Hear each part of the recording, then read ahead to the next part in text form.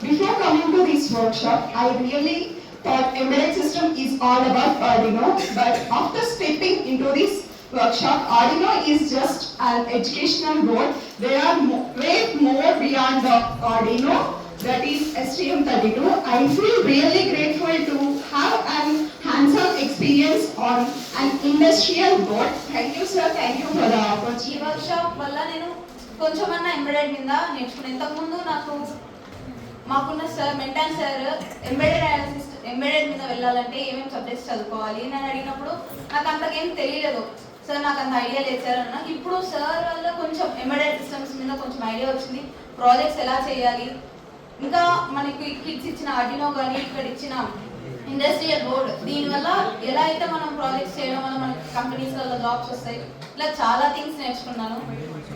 ఇంతకుముందు వేరు ఇప్పుడు వేరులా కొంచెం డిఫరెన్స్ అయితే చూడగలను.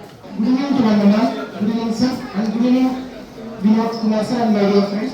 మనకి నిజంగా ఈసీ డొమైన్లో మనకు ఉండేది 2 డొమైన్స్ ఉంటాయి అనుకుంటారు, విఎల్ఎస్ఐ అండ్ ఎంబెడెడ్ అని. బట్ ఎంబెడెడ్ అంటే ఈ విధంగా రియల్ వరల్డ్ ప్రాజెక్ట్స్ని ఈ విధంగా మనకు తెలిసిన కాన్సెప్ట్స్తో అప్లై చేయొచ్చు. ఇన్ని రోజులు జస్ట్ సార్ ఒకటి చెప్పినాడు, జస్ట్ మనం జనరల్ సి ప్రోగ్రామ్ని జస్ట్ అప్లికేషన్స్ మాత్రమే, బట్ అప్లికేషన్స్ నుంచి హార్డ్వేర్కి కనెక్షన్ యూజ్ చేయడం వల్ల మనం embedded program embedded C that is the main difference అని చెప్పడం వల్ల చాలా అంటే ఆ వర్డ్ వినడం వల్ల చాలా ఎంతో అంటే ఇంకా తెలుసుకోవాలనేటువంటి ఆసక్తి కలిగిస్తుంది.